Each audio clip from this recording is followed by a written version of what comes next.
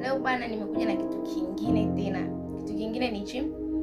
Katika safari zenu za maisha au katika safari zenu za maisha hapa duniani huwa kuna changamoto nyingi zinatokea. Na wote sio wenyeji, useme kwamba ni wenyeji tuliwahi kuishi, hapana.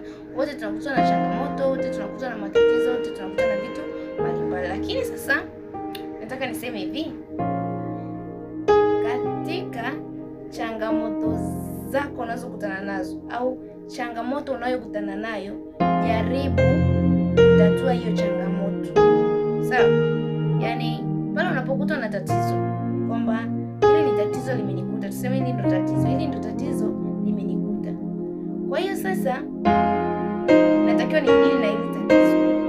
Watu wengi ambacho kinafanya wasifanikiwe kutatua tatizo ni kwamba wanadili na matatizo, yani vitatizo vidogo vidogo vilivyokuwepo huku nyuma, wanaibua mambo madogo madogo, wanaibua matatizo, vikwazo vidogo vidogo vilivyokuwepo huku nyuma kuliko kudili na ile tatizo kubwa.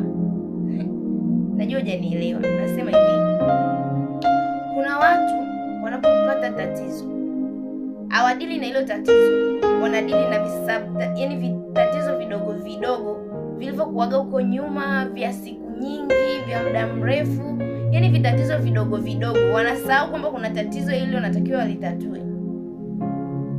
Sijui umenielewa? Yeye anamaanisha hivi, kuna mtu anakutana leo na tatizo kubwa sana. Badala ya kulitatua ile tatizo, yeye anaanza kuinua, zamani alifanyaga hivi, au mtu kuna mkutana na tatizo, badala ya kusaidia ile tatizo tulimalize, anaanza zamani ilikuwaga hivi, zamani ilikuwaga hivi, zamani alifanyaga hivi, zamani alikuwaga hivi, ndio maana anafanyaga hivi, ndio maana anakwendaga hivi, ndio maana nilikuwa najikuta mnadili tu, na ndio maana ilikuwaga, na ndio maana ilikuwaga. Lakini hili tatizo mnashindwa kulitatua, mmelisahau ile tatizo, naanza ndio maana ilikuwaga, ndio maana ilikuwaga, alifanyaga hivi.